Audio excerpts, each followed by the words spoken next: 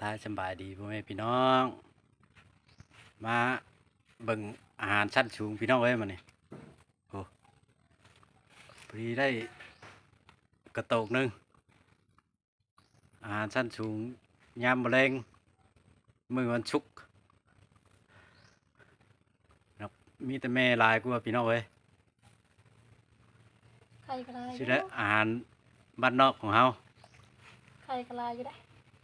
มันหนักแต่ว่าเป็นแม่เป้งเบิดพี่น้องเอ้ย ไม่เป้งลายเพราะ แม่เป้งโอ้แม่เป้งหลายอาหารบ้านนอกของเฮาก็กินของธรรมชาติพี่น้องเอ้ย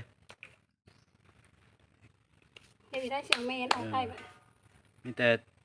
จะเอาแม่นอกเบิดก็สิทอดพี่น้องเอ้ยทอดปลาโตแซ่บอร่อยบ้านนอกของเฮาผู้เป็ดพัดเอาแล้วได้อพี่น้องเอ้ยเป็ดพัดเอาตามสบายสบาย มี ชั้นตัวนี้แหละพี่น้องบ๊ายบาย แม่ปลา